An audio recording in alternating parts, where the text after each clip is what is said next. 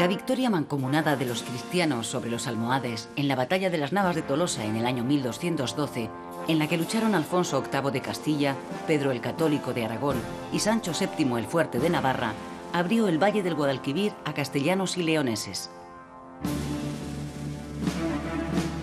Por el contrario, la derrota y muerte solo un año después de Pedro el Católico en Mureux supuso el abandono del sueño occitano de los condes de Barcelona, heredado ahora por la corona de Aragón, que se vio obligada a buscar su expansión por el Al-Ándalus levantino y el Mediterráneo. Esta batalla de las Navas de Tolosa puede considerarse una auténtica cruzada, en la que el único ausente fue Alfonso IX de León.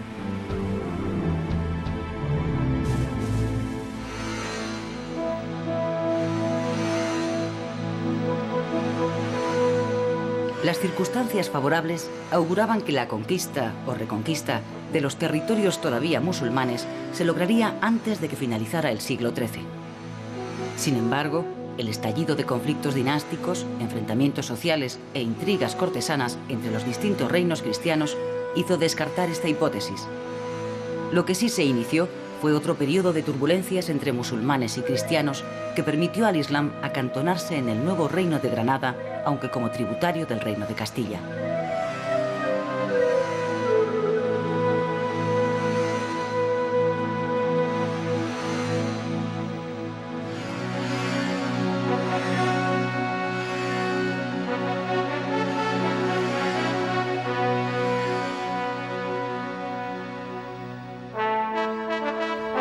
Fernando III el Santo logró reunir por herencia los reinos de Castilla y León. Circunstancias propicias, debido a la disgregación del Imperio almohade, le permitieron avanzar con sus tropas a través del Valle del Guadalquivir y conquistar varias ciudades hasta entonces en poder musulmán. Sevilla sería tomada a finales de 1248.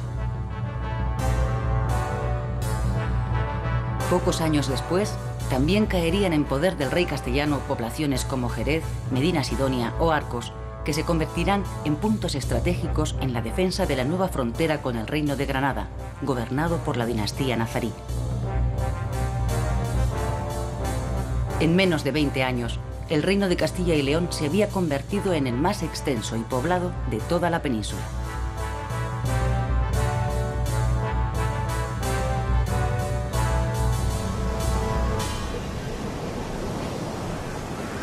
Al mismo tiempo, la marina castellana procedente del Cantábrico, mandada por el almirante Bonifaz, desempeñará un papel importante en el sitio de Sevilla, lo que impidió la llegada de nuevos refuerzos norteafricanos.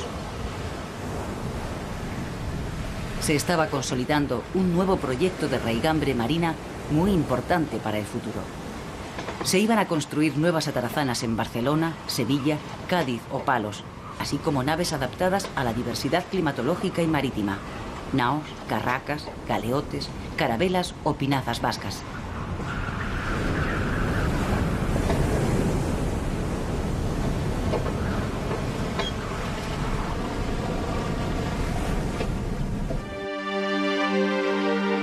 El reinado de Alfonso X el Sabio, rey de Castilla y León, 1252-1284, estuvo marcado en lo político por la relegación a un segundo plano del ímpetu expansionista de su padre Fernando III.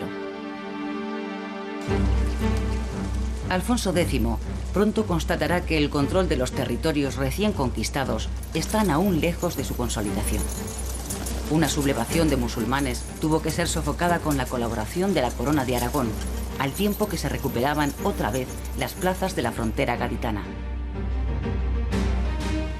Asimismo, hubo de oponerse a los levantamientos de una serie de reyezuelos tributarios de Castilla, como por ejemplo el de Niebla. Las crónicas del sitio de Niebla hacen referencia a que los sitiados arrojaban desde las murallas piedras y dardos con artificios y tiros de trueno con fuego, lo que se interpretó como la utilización de la pólvora por primera vez en España. Todos estos acontecimientos vendrían a demostrar que la situación en Al-Ándalus era aún inestable.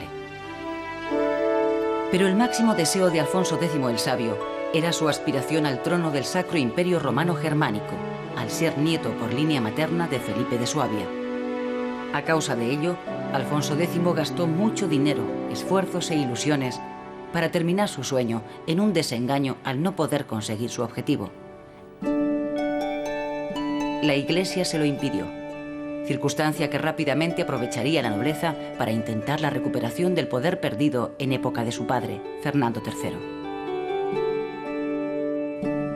Alfonso X el Sabio no solo ha pasado a la historia por su condición de estadista, sino por ser el promotor de una dilatada política literaria y cultural.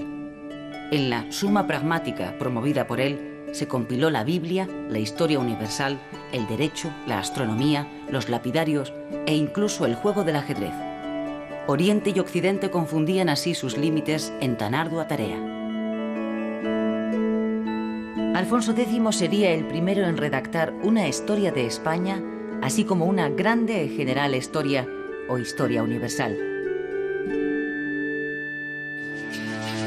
Alfonso X fue el beneficiario de una serie de corrientes culturales que confluían en la Castilla del siglo XIII y que habían tenido su centro en la ciudad de Toledo. Allí concurrían hombres de letras de las tres religiones y de las tres culturas. Allí se había desarrollado la más conocida de las escuelas de traductores, que alimentó la cultura occidental con sus traducciones del árabe y el hebreo. Con este rey se desarrolló en la corona de Castilla una sabiduría de síntesis, en la que estaban mezclados elementos cristianos, musulmanes y judíos. Una prueba palpable de la convivencia pacífica de las tres culturas es, por ejemplo, el epitafio del sepulcro de Fernando III el Santo en la Catedral de Sevilla. Está redactado en latín, castellano, árabe y hebreo, hecho sorprendente para el no familiarizado con las circunstancias en la Castilla del siglo XIII y durante el reinado de Alfonso X el Sabio, de las cuales son reflejo estos 4 epitafios. La Catedral de León terminó de construirse años después del fallecimiento de Alfonso X, que ocurrió en Sevilla el día 4 de abril de 1284, en cuya catedral sería enterrado. Su muerte dejó pendiente una compleja cuestión sucesoria provocada por el fallecimiento de su primogénito.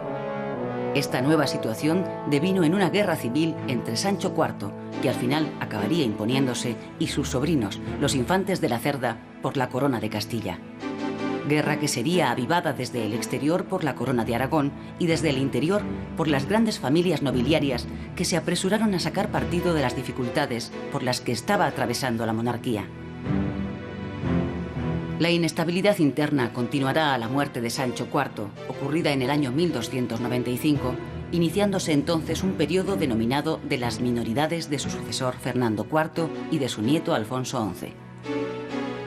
La firmeza y temple de la regente María de Molina pudo frenar el asalto al poder de la alta nobleza gracias al apoyo del estamento popular y de algunos sectores de la pequeña nobleza. Se pueden distinguir 3 etapas en la actuación pública de María de Molina. La primera coincide con el reinado de su esposo Sancho IV. La segunda está referida al reinado de su hijo, Fernando IV. Y la última comprende el gobierno de su nieto, Alfonso XI. A la muerte de María de Molina, esta dejaría la custodia del joven Alfonso XI al Concejo de Valladolid.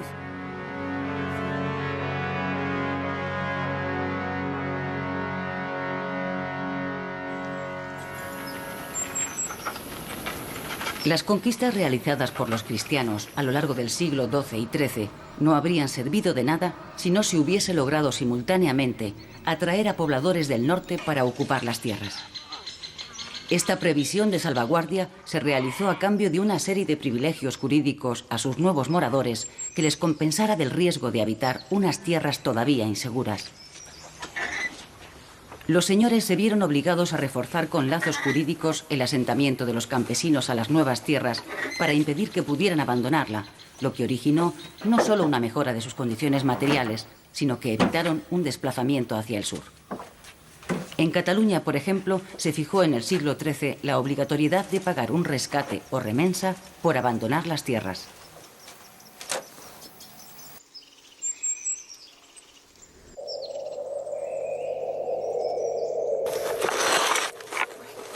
Al término poblar No hay que darle el sentido tradicional que tiene en castellano, sino que su significado sería el de una organización político-administrativa o de dependencia señorial que aseguraba la existencia estable de un poder dominante.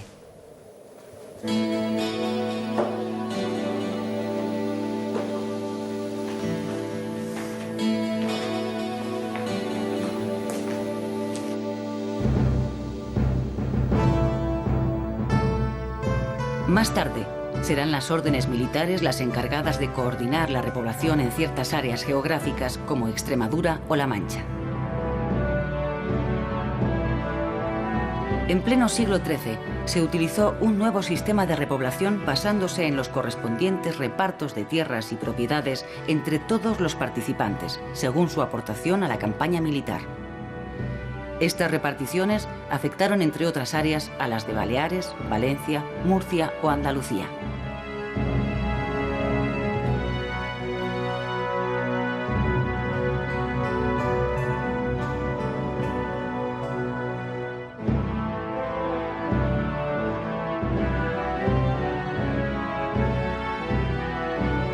La nobleza, para preservar su patrimonio, creó un sistema de mayorazgos, por el cual el hijo mayor era el destinatario que perpetuaba el linaje y el patrimonio de su familia, mientras que el segundo debía buscarse la vida, bien en la milicia o bien en el clero.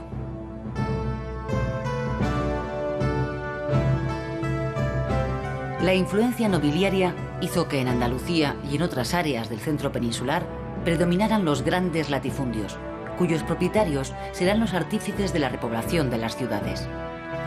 Lo cierto es que numerosos gallegos, asturianos, leoneses, cántabros, vascos, navarros, aragoneses, castellanos o catalanes se desplazaron hacia el sur en busca de propiedades, cierta libertad y una mejora de sus condiciones de vida.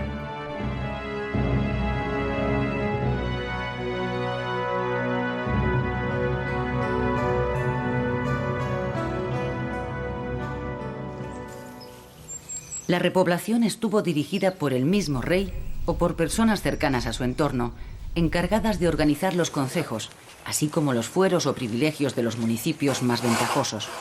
Los nuevos núcleos que se intentaron repoblar estaban situados en los lugares más peligrosos, es decir, próximos a las fronteras.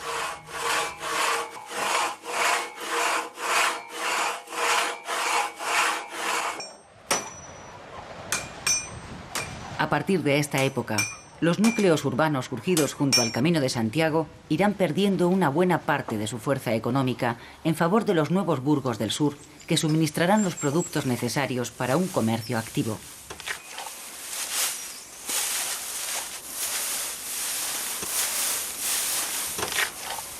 Los talleres textiles, las herrerías o las forjas empiezan a despuntar. Aparecerán también los gremios, en donde se agrupaban los distintos artesanos. La industria textil adquiere un notable desarrollo y los paños fabricados en Barcelona, Lérida, Perpiñán o Valencia se exportan a Castilla y al norte de África. La construcción naval se concentra en Valencia, Mallorca y Tortosa, al tiempo que adquieren una notable importancia la elaboración de joyas, la artesanía del coral, la fabricación del vidrio y la producción del jabón.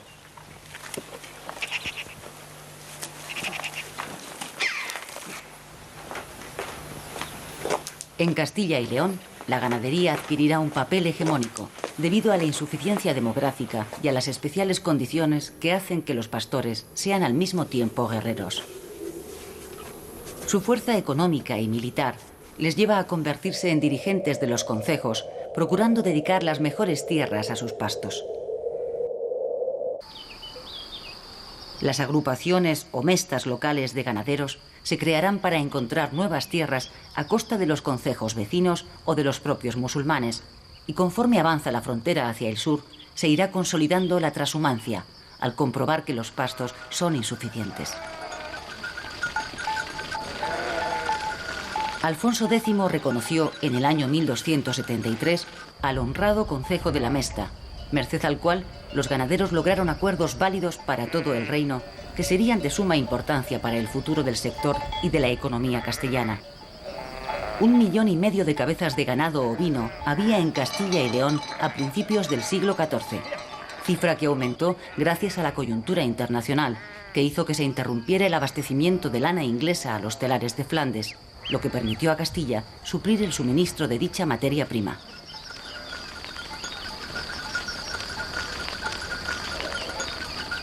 Si quiere, puede más añadir y enmendar si quisiere.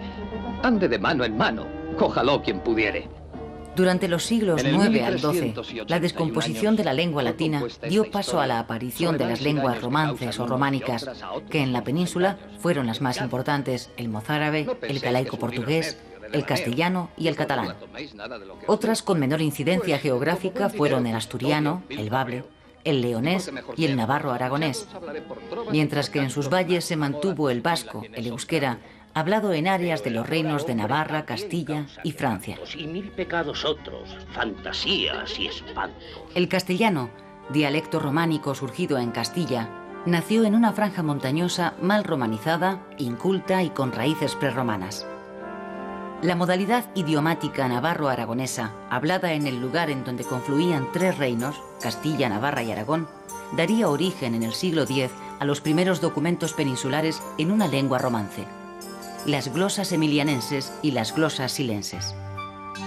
Del año 1042 datan las primeras jarchas escritas en romance castellano, aunque con caracteres arábigos o hebreos.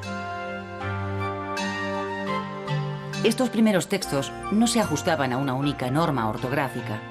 Sería a partir del Rey Sabio, quien publicó sus obras en castellano en vez de en latín, cuando se produjo una cierta uniformidad en todos los documentos. En la historia lingüística del castellano se pueden distinguir dos etapas. La primera, denominada romance, en donde las variedades se van homogeneizando en torno al habla de Burgos, primer centro de nivelación del idioma, y la segunda, llamada castellana, que comienza a partir de la magna obra de Alfonso X. Por influencia del derecho romano, surgió en Castilla el más grande monumento de la ciencia jurídica medieval, las Partidas de Alfonso X, intento de ordenación de la vida pública dominado por la idea romanista de que la justicia, y por tanto su regulación, la ley, es una y uniforme para todos. Monumento teórico que revela hasta qué punto las corrientes ideológicas y la realidad marchaban por caminos distintos.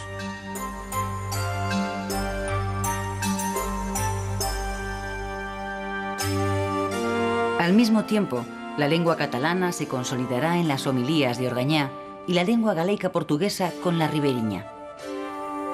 Fruto de este mestizaje de culturas surgen figuras universales como la del físico y visionario Arnau de Vilanova o la del poeta, novelista, místico y filósofo Ramon Llull, autor en latín, catalán y árabe. Ramon Llull redactaba por primera vez en catalán conceptos y tratados filosóficos, abandonando el latín. Combatió la teoría de tipo averroísta sobre la doble verdad: hay una verdad para la fe y otra para la razón. Llull uniría ambas verdades al declarar que la verdad de la fe puede ser probada por la razón. El mallorquín Ramon Llull, autor de la obra enciclopédica Arbre de Ciencia, no tuvo ningún reparo en confesar sus analogías con la mística sufí en su Libre d'Amic e Amat. Este libro delicioso es un claro ejemplo del mudejarismo literario. Según Llull, el amado, o sea, Dios, está en el recuerdo del amigo. En su obra Llibre del Gentil y els tres savis, un cristiano, un musulmán y un judío platican amistosamente sin utilizar la menor acritud mientras exponen los contenidos de sus respectivas creencias.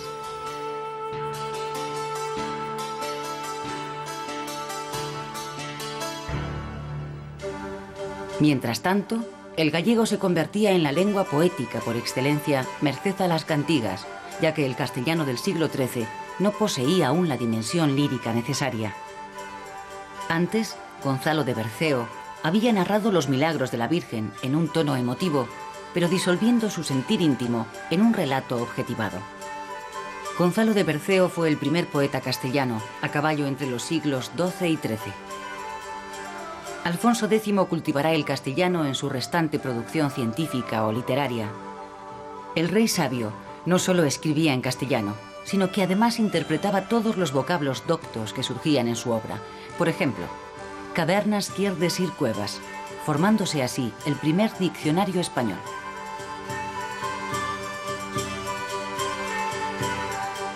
Entre las palabras Hispania y español media un milenio.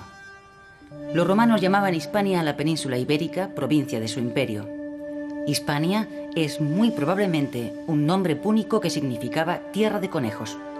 Español, por el contrario, es un vocablo venido del sur de Francia, del Languedoc, en el siglo XIII, comenzado a usar en Provenza desde el siglo XII en la lengua escrita.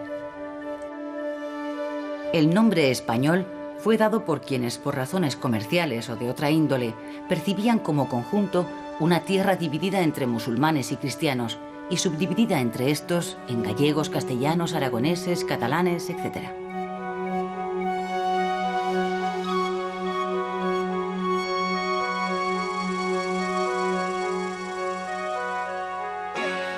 Los avances castellanos coincidieron en el tiempo con el inicio de la expansión de la Corona de Aragón por el Levante y la conquista de Mallorca por parte de Jaime I.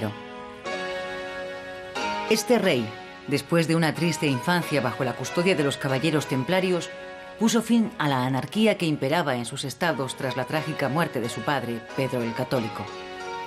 En el año 1228, al cumplir los 20 años, propuso a las Cortes la difícil empresa de la conquista de las Baleares, sueño en el que ya había fracasado su tatarabuelo Ramón Berenguer III. El inicio de la expansión mediterránea de la Corona de Aragón contó con el beneplácito de los mercaderes y la Iglesia catalana, así como de importantes familias nobles. En 1229 se conquista Medina Mallorca, que pasó a denominarse Ciutat de Mallorca. En el Palacio Árabe de la Almudaina se asentó la corte.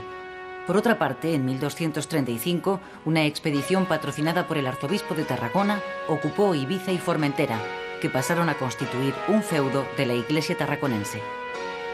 La repoblación de las islas se hizo con gente venida del Ampurdán, así como del resto de Cataluña. El expansionismo por el Levante, según lo estipulado en el Tratado de Cazorla con el Reino de Castilla, fue más duro y largo de lo esperado.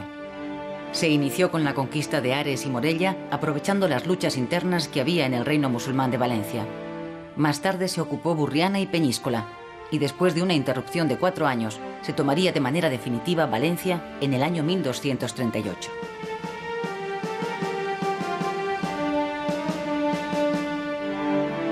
A continuación se conquistaron plazas como Cullera, Alsira, Xàtiva o Biar. Así finalizaba la ampliación de la Corona de Aragón según el nuevo Tratado de Almizra, firmado entre Jaime I y el infante Alfonso, hijo de Fernando III. Jaime I nos ha dejado una minuciosa descripción de su reinado en su crónica o El Llibre dels Fets.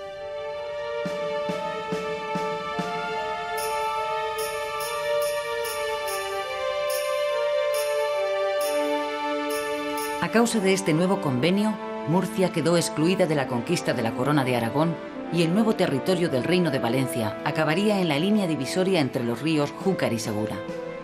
Jaime I, a petición de su yerno Alfonso X de Castilla, intervino en la conquista de Murcia el año 1266, territorio que también sería repoblado por grupos venidos de Aragón y Cataluña.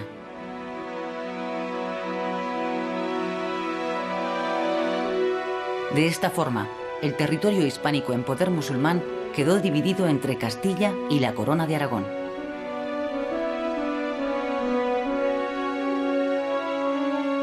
Don Jaime dio a su yerno Alfonso X este consejo. Si no podía mantener unida a él a toda la gente de su reino, que retuviera por lo menos a 2 clases, la iglesia y las villas y ciudades de su tierra, porque son gente que Dios ama más que a los caballeros. Los caballeros se sublevan contra el señorío más pronto que los otros, y contando con los eclesiásticos y con el pueblo, cabe destruir a los caballeros. El monasterio de Poblet, fundado por Ramón Berenguer IV, fue lugar de descanso de los reyes de Aragón y panteón real. Jaime I logró equilibrar el avance territorial de su corona al crear casi desde el mismo momento de su conquista los reinos de Mallorca y Valencia, con lo que evitó los enfrentamientos entre la nobleza aragonesa y comerciantes catalanes. Pero una vez más, en su testamento también primó el sentido familiar. Dividió su territorio entre sus 2 hijos varones. Al primogénito, Pedro el Grande, le dejó los reinos de Aragón, Valencia y el condado de Barcelona, lo que suponía una cierta hegemonía jurídica y de rango sobre su hermano menor. Este Jaime II heredaría el reino de Mallorca, el condado del Rosellón y otros territorios ultrapirenaicos, incluido el señorío de Montpellier. Su hijo primogénito, Pedro el Grande, 1276-1285, hombre de experiencia militar y política, hubo de aplacar a los nobles mediante la concesión de privilegios, en especial el privilegio general de 1283, para contar con ellos en sus campañas militares.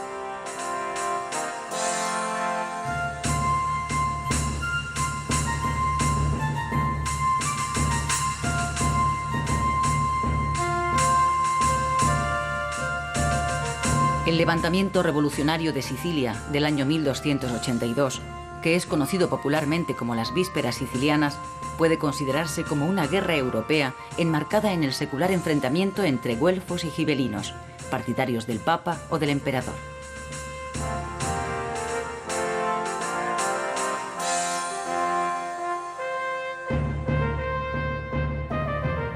Pedro el Grande, casado con Constanza de Sicilia, recogió la legitimidad frente a Carlos de Anjou, representante de los intereses del papado y del más puro espíritu güelfo.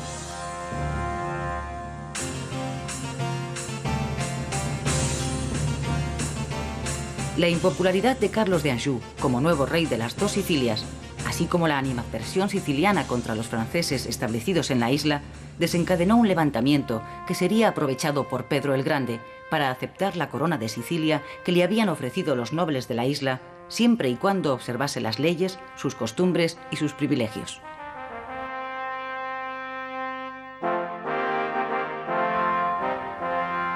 Pedro el Grande fue excomulgado por el Papa Martín IV, de origen francés. Pese a ello, las victorias por mar de la flota catalana, capitaneada por Roger de Lauria sobre los angevinos, así como la consolidación de sus posiciones gracias a las tropas almogávares y el triunfo sobre el rey de Francia en los Pirineos, le permitieron incorporar Sicilia a la corona de Aragón.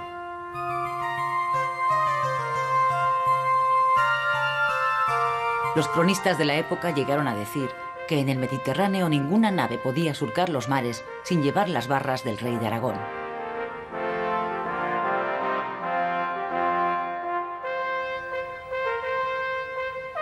De esta manera, proseguía la expansión mediterránea por la llamada ruta diagonal de las islas, introduciendo a la corona de Aragón en los difíciles vericuetos de la política internacional, provocando la enemistad de un papado controlado por los franceses.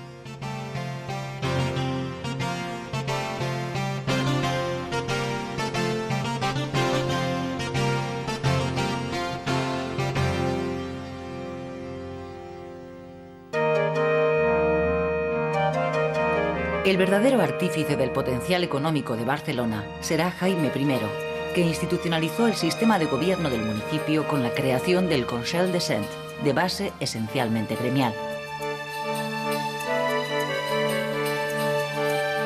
En todas las ciudades más importantes del Mediterráneo existía una colonia de mercaderes catalanes, mallorquines o valencianos que compraban oro, esclavos, incienso, dátiles, azúcar o pimienta. Se trata del sistema de consulados que en el caso de Barcelona se verá reflejado en el Libro de Consolat de Mar, en donde se compilará toda la jurisprudencia marítima de la época. El desarrollo de las actividades mercantiles necesitó también de la creación y posterior desarrollo de los mercados y las ferias, que en la península nunca se internacionalizaron como en la Champaña, pero que beneficiarían a ciudades como Valladolid, Sahagún, Cáceres, Murcia, Sevilla o Medina del Campo.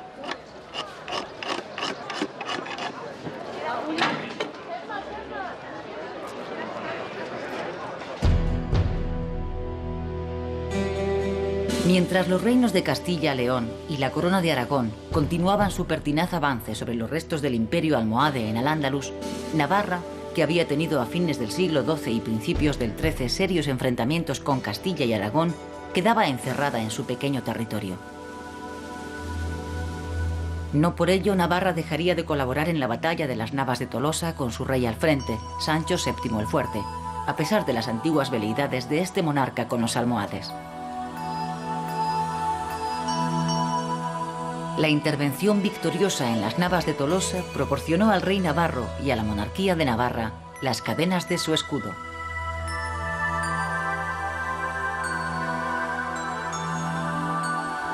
El incremento de la presión fronteriza, desde la unión definitiva de Castilla y León en el año 1230 y el no tener hijos legítimos, llevó a Sancho VII a un prohijamiento mutuo con Jaime I. Esta adopción se reforzó con un préstamo que el rey navarro concedió a Jaime I para sus campañas de Mallorca y Valencia. Pero a su muerte en 1234, los magnates laicos y eclesiásticos navarros prescindieron de esta unión. El trono navarro pasaría a Teobaldo de Champaña, sobrino de Sancho el Fuerte, como representante de la vía más legítima. Con la llegada de la Casa de Champaña se puso fin a 3 siglos de dinastía jimena, iniciándose en Navarra el gobierno de una serie de casas francesas que ocuparían dicho trono. La extinción de la Casa de Champaña supuso la entronización de las de los Capeto, convirtiéndose Navarra en una especie de reino satélite de Francia. La desvinculación directa de la corona de Francia se produjo en el año 1328, en que se instalará la dinastía de los Evreux, que reinará hasta principios del siglo XV. Navarra, encerrada en sus territorios hispánicos y en las tierras de ultrapuertos, se había liberado de la problemática peninsular. En cambio, había iniciado contactos culturales de especial relevancia con la Europa francófona debido a las posesiones de sus soberanos, como condes de Champaña o de Evreux, en tierras francesas. Europa iba a entrar en la península ibérica a través del Reino de Navarra, como ya lo hizo en el siglo XI en tiempos de Sancho III el Mayor.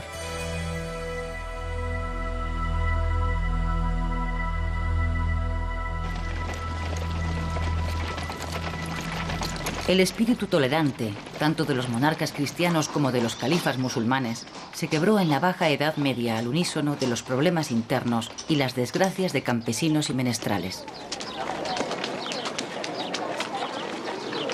Las asonadas de tinte racista se dirigieron preferentemente contra la minoría judía, quizá por su opulencia y su especialización bancaria, mientras que los pobres agricultores musulmanes sorteaban mejor la anarquía. El declive político progresivo de Al-Ándalus, después de las sucesivas crisis de los almorávides, de las llamadas segundas taifas y del imperio almohade, se frenó en cierta manera con la creación del Reino de Granada por Muhammad I de la familia nazarí, reino tributario de Castilla a partir del año 1232. Este reino musulmán llegaría incluso a ayudar a Fernando III en las campañas militares contra Sevilla. Desde entonces, las relaciones entre Castilla y Granada estarían marcadas por la presencia en ambos reinos de fuerzas rebeldes que buscarán protección y ayuda en el campo contrario.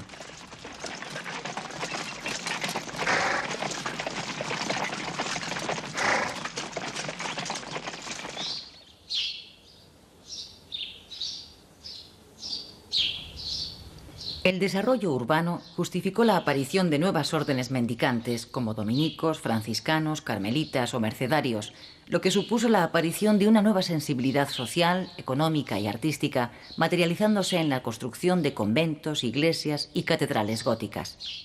Los grandes linajes, las ciudades y la propia monarquía compitieron entre sí por las fundaciones religiosas que cambiaron el panorama urbano.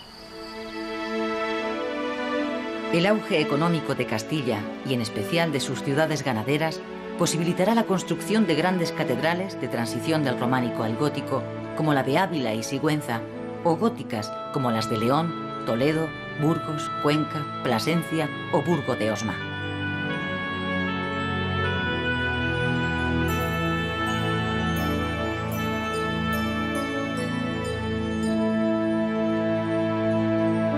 En Barcelona, la vieja catedral románica será sustituida por una nueva catedral gótica, cuya construcción se prolongó durante más de 2 siglos. A lo largo del siglo XIV, catedrales como las de Sevilla, Gerona, Valencia, Palma de Mallorca, Zaragoza u Oviedo, o colegiatas como la de Jerez, dejarán constancia de unas creencias artísticas y religiosas entroncadas con el arte del resto de Europa, al igual que sucedió con la escultura y la pintura. El papado conservó el control sobre los bienes eclesiásticos españoles. Los monarcas, para poder contar con su ayuda, hubieron de acudir a Roma, que generalmente solo concedía esta en forma de subsidio para la cruzada, es decir, para la guerra contra los musulmanes, aunque en ocasiones se le diera luego otro destino. Con esta baza en sus manos, los pontífices podían presionar sobre los reyes españoles, apartándoles de unas empresas y orientándoles hacia otras. En el año 1215, el Cuarto Concilio Lateranense ordenó que los judíos llevaran un distintivo con objeto de que no se confundieran con los cristianos. Al ir a aplicarse en la península la orden pontificia, se alborotaron las juderías y algunos miembros importantes de las aljamas amenazaron con irse a tierra de musulmanes todavía extensas y ricas. El rey Fernando III y el arzobispo de Toledo suplicaron al Papa que suspendiera el acuerdo del concilio en lo tocante a Castilla, porque las rentas reales provenían en su mayor parte de contribuciones judías. Honorio III accedió a aquel ruego en 1219 para evitar graves conflictos al rey.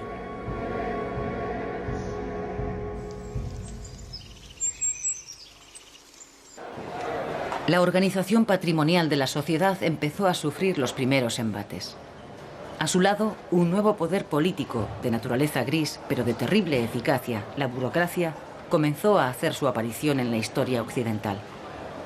El rey, como cabeza de la institución monárquica, era a su vez la personificación misma del Estado. Era el señor natural de todos los súbditos del país. La evolución institucional de los reinos cristianos a lo largo del siglo XIII será similar a lo que ocurrió en el resto de las monarquías occidentales. El control del ejercicio del poder por las cortes, el parlamento o las asambleas, en donde estaban representados los tres estados, el nobiliario, el religioso y el burgués, parece que tuvo sus orígenes en la monarquía inglesa con la Carta Magna, aunque ya en el año 1188 la Asamblea Leonesa, en época de Alfonso IX, contaba con representantes de las ciudades.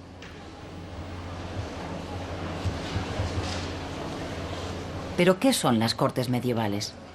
En líneas generales, se las consideraba como las asambleas políticas que, bajo la presidencia del monarca, reunían a los tres estamentos de hombres libres en que se dividía la sociedad: la nobleza, el clero y el pueblo llano o estado llano.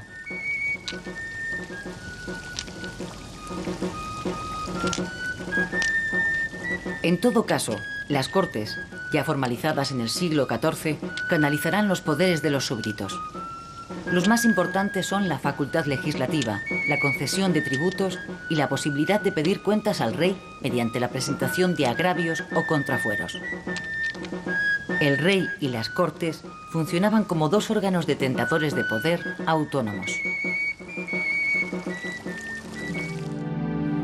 La transformación de la sociedad hizo también que evolucionaran las antiguas escuelas catedralicias o municipales que en ciudades como París o Bolonia culminarán con la creación, a finales del siglo XII y primer tercio del siglo XIII, de los primeros estudios generales que hoy conocemos como universidades.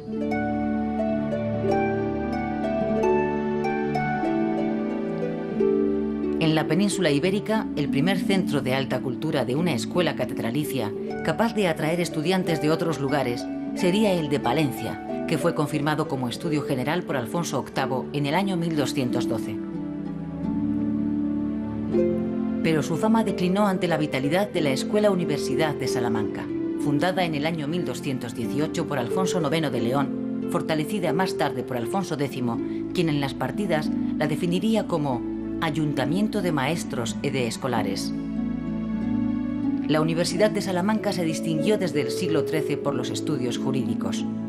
A imitación de la de París, a esta universidad se la dotó de distintas cátedras que impartían docencia en materias como arte, gramática, lógica, retórica, aritmética, geometría, música, astronomía o derecho.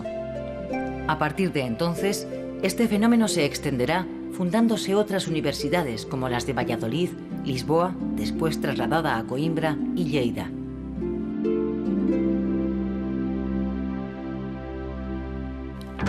A pesar de las guerras, no se produjo ninguna ruptura en la convivencia entre cristianos, musulmanes y judíos, como lo demuestra el ambiente de tolerancia en que vivían unas y otras comunidades.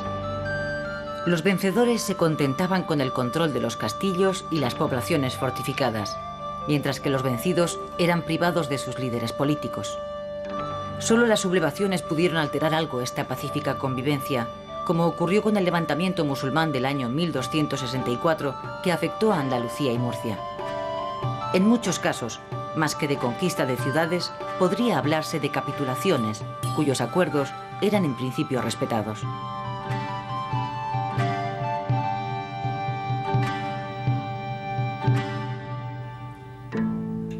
Las comunidades judías y mudéjares vivían en zonas especiales, aljamas y morerías, que tenían su organización y autoridades propias. No obstante, a lo largo del siglo XIV irían empeorando las condiciones sociales de los mudéjares y judíos en los distintos reinos cristianos. Rasgo peculiarísimo de la judería española eran sus tribunales autónomos. Cuando el famoso rabí Aser llegó de Alemania, no pudo ocultar su asombro. Cuando llegué aquí, pregunté sorprendido en virtud de qué derecho podían hoy los judíos condenar a nadie a muerte sin un Sanedrim. En ninguno de los países que conozco, excepto aquí en España, se ven causas de pena capital en los tribunales judíos. El florecimiento de la prosa castellana en el siglo XIII es solidario del uso del castellano como lengua ritual para los judíos juntamente con el hebreo. El castellano comenzó a servir de instrumento de alta cultura gracias a los judíos que rodeaban a Alfonso X. 2 siglos más tarde, la situación sigue siendo la misma, pues son los judíos y no los cristianos quienes usan la lengua vulgar para el comentario de las escrituras, la prosa filosófica y los estudios astronómicos.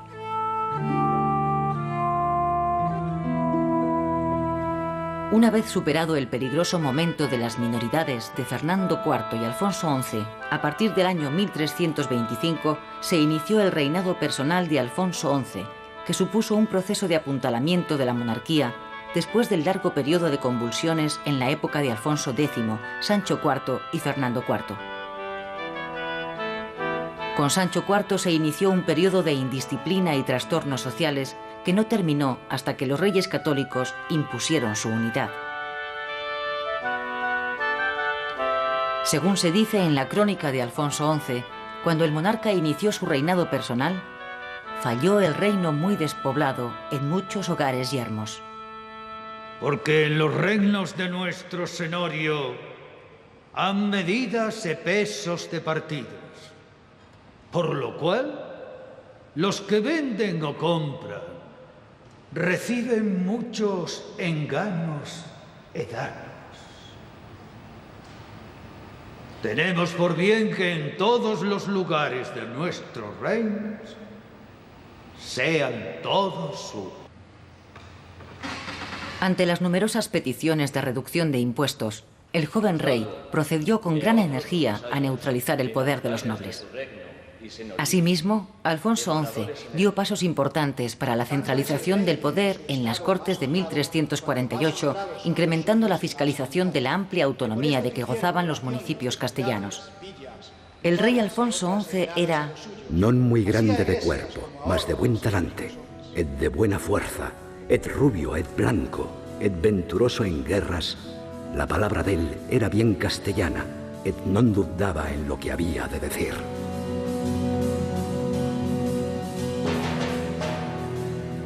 Frente al Islam, Alfonso XI ocupó algunas plazas fronterizas del Reino de Granada, lo que motivó un acercamiento de la alianza entre el monarca nazarí y los benimerines del norte de África.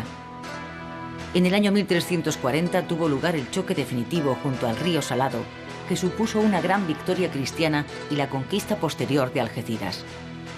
A partir de entonces, se puede afirmar que la batalla del Estrecho quedaba resuelta a favor de Castilla, poniéndose fin a una serie de invasiones africanas que se habían iniciado 2 siglos antes por los almorávides.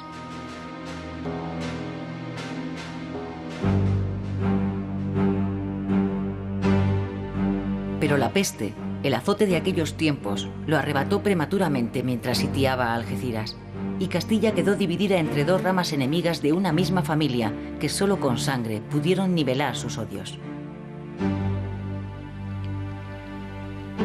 Con la muerte de Alfonso XI, un nuevo periodo de incertidumbre se cernía sobre el reino de Castilla.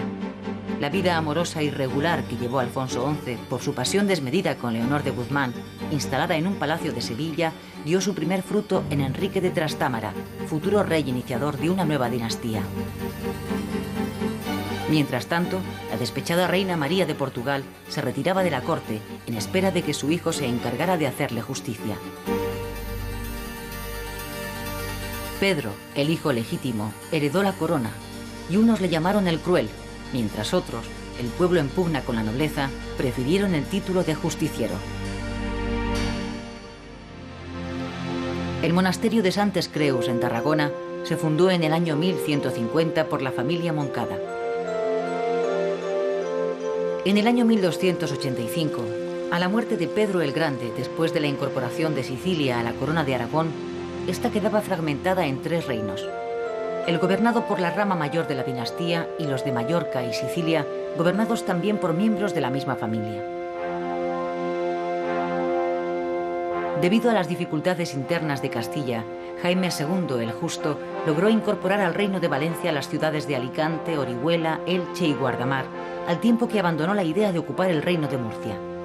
También ejerció un papel hegemónico en el Mediterráneo, solucionó el contencioso con los Anjou, rescató de la ocupación francesa el Valle de Arán y vinculó a la Casa de Barcelona los condados de Urgell y Ampurias. Todo ello mientras aplacaba las reticencias del papado e iniciaba una política de penetración económica en el Magreb más oriental gracias al acuerdo con Castilla sobre el reparto de influencias en el norte de África. La supresión por el papado de la Orden de los Templarios le permitió, con los bienes de aquella, crear en el año 1317 la Orden Militar de Montesa para defender la frontera valenciana. Será el momento en que, una vez asegurado el dominio de Sicilia, las tropas almogávares emprendan la aventura de Oriente al servicio del Imperio bizantino contra los turcos. El cronista Ramón de Muntaner ha descrito esta campaña con precisión, en donde se entremezcla la brutalidad, la traición y el heroísmo que harán que la llamada Gran Compañía Catalana, tras el asesinato de su caudillo, Roger de Flor, por los bizantinos, se apodere de los ducados de Atenas y Neopatria en lo que se llamó Venganza Catalana.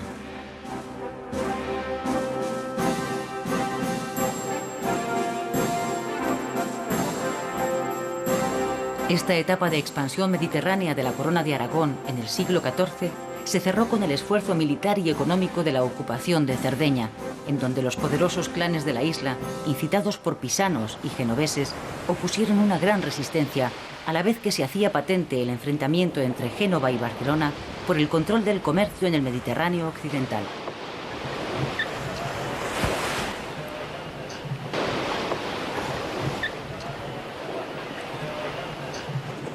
Después del corto reinado de Alfonso el Benigno, su hijo Pedro el Ceremonioso accederá al trono de la Corona de Aragón en el año 1336, iniciándose un largo reinado de 51 años en el que las luchas internas, la peste negra, las reiteradas guerras con Castilla y Génova marcarán una larga etapa de esfuerzos titánicos y crisis premonitorias. Cuando solo habían transcurrido 12 años de la subida al trono de Pedro el Ceremonioso de Aragón y faltaban 2 para la muerte de Alfonso XI de Castilla, la península ibérica, en especial los territorios de la Corona de Aragón, se vieron afectados por la peste negra, que en muchas ciudades diezmó la población.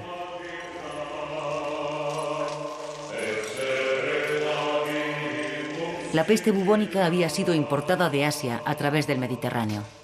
Antes, las malas cosechas habían roto las leyes estadísticas, esquilmando el campo y castigando con el hambre a las clases populares, muy afligidas ya en sus bolsillos por la presión fiscal.